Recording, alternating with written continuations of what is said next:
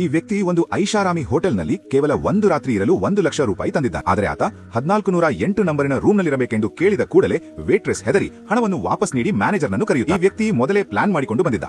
Manager ಬಂದು, ನೀವು ಬೇಕಿದ್ದರೆ ಪ್ರೆಸಿಡೆಂಟ್ ಸ್ವೀಟ್ನಲ್ಲಿ ಉಚಿತವಾಗಿ ಇರಬಹುದು, ಜೊತೆಗೆ 50 ವರ್ಷ ಹಳೆಯ ವಿಸ್ಕಿಯನ್ನು ಕೊಡುತ್ತೇವೆ ಎಂದು ಆಫರ್ ನೀಡುತ್ತಾರೆ. ಆದರೆ ಆತ ಎಷ್ಟೇ ಹಣ ಖರ್ಚಾದರೂ ಪರವಾಗಿಲ್ಲ, ತಾನು 1408 ನಂಬರ್ ರೂಮ್ನಲ್ಲೇ ಇರುವುದಾಗಿ ಹಠ ಹಿಡಿಯುತ್ತಾನೆ.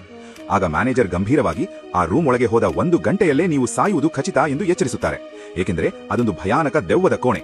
ಆದರೆ ಆ ವ್ಯಕ್ತಿ ನಗುತ್ತಾನೆ, ಏಕೆಂದರೆ ಆತ ಇಂತಹವುಗಳನ್ನೆಲ್ಲ ನಂಬದ ನಾಸ್ತಿಕನಾಗಿದ್ದ. ಅನಿವಾರ್ಯವಾಗಿ ಮ್ಯಾನೇಜರ್ ಒಂದು ಫೈಲ್ ತೆಗೆದು ತೋರಿಸುತ್ತಾರೆ. ಹೋಟೆಲ್ ಶುರುವಾದಾಗಿನಿಂದ ಇಲ್ಲಿಯವರೆಗೆ 96 ಮಂದಿ ವಿಚಿತ್ರವಾಗಿ ಸಾವನ್ನಪ್ಪಿದ್ದಾರೆ. ಯಾರೋ ನೇಣು ಹಾಕಿಕೊಂಡರೆ, ಇನ್ನೊಬ್ಬರು ಅತಿಯಾಗಿ ನೀರು ಕುಡಿದು ಸತ್ತಿದ್ದಾರೆ. ಇದೇ ಕಾರಣಕ್ಕೆ ಆ ರೂಮನ್ನು ವರ್ಷಗಳಿಂದ ಮುಚ್ಚಲಾಗಿತ್ತು. ಇದನ್ನು ಕೇಳಿ ಆತ ಇನ್ನೂ ಖುಷಿಯಾಗುತ್ತಾನೆ, ಏಕೆಂದರೆ ಆತ ಒಬ್ಬ ಹಾರರ್ ಕಾದಂಬರಿ ಬರಹಗಾರ. ಆತ ಬೆದರಿಕೆ ಹಾಕುತ್ತಾನೆ, ನನ್ನನ್ನು ತಡೆದರೆ ಈ ವಿಷಯವನ್ನು ಇಡೀ ನಗರಕ್ಕೆ ತಿಳಿಸಿ ಹೋಟೆಲ್ ಹೆಸರು ಹಾಳು ಮಾಡುತ್ತೇನೆ ಎಂದು. ಕೊನೆಗೆ ಮ್ಯಾನೇಜರ್ ಬೇರೆ ದಾರಿ ಇಲ್ಲದೆ ಆ 1408 ನಂಬರ್ ರೂಮ್ನ ಕೀ ನೀಡುತ್ತಾರೆ. ಒಳಗಿನ ದೃಶ್ಯ ತುಂಬಾ ಶುಚಿಯಾಗಿ ಮತ್ತು ಸಾಮಾನ್ಯವಾಗಿ ಕಾಣುತ್ತಿತ್ತು. ಇಷ್ಟು ದೊಡ್ಡ ಮೊತ್ತ ಕೊಟ್ಟು ಇಲ್ಲಿ ಬಂದಿದ್ದು ತಪ್ಪು ಎಂದು ಜಾಕ್. ಆದರೆ ಅಷ್ಟರಲ್ಲಿ ರೂಮಿನ ಮೂಲೆಯಲ್ಲಿದ್ದ ಕಪ್ಪು ಡಾಲೆ ಅವನ ಗಮನ ಸೆಳೆಯಿತು. ಆತ ಅಲ್ಟ್ರಾ ಲೈಟ್ನಿಂದ ನೋಡಿದಾಗ ಅದು ರಕ್ತದ ಕಲೆ ಎಂದು. ಕಿಟಕಿಯಿಂದ ಹೊರಗೆ ನೋಡುತ್ತಿದ್ದಾಗ ಹಿಂದಿನಿಂದ ಯಾವುದೋ ಶಬ್ದ ಕೇಳಿಸಿತು. ತಿರುಗಿ ನೋಡಿದಾಗ ಬೆಡ್ ಮೇಲೆ 2 ಚಾಕ್ಲೇಟ್ಗಳಿದ್ದವು ಮತ್ತು ಟಿಶ್ಯೂ ಕೂಡ ಅಚ್ಚುಕಟ್ಟಾಗಿ ಜೋಡಿಸಲ್ಪಟ್ಟಿತ್ತು. ಆದರೆ ರೂಮ್ನಲ್ಲಿ ಯಾರೂ ಇರಲಿಲ್ಲ. ಇದ್ದಕ್ಕಿದ್ದಂತೆ ರೇಡಿಯೋ ಆನ್ ಆಯಿತು ಮತ್ತು ಅದರಲ್ಲಿ 60 ನಿಮಿಷಗಳ ಉಲ್ಟಾ ಎಣಿಕೆ ಅಂದ್ರೆ ಕೌಂಟ್ ಡೌನ್ ಶುರುವಾಯಿತು. ಜಾಕ್ ಗಾಬರಿಯಾದನು.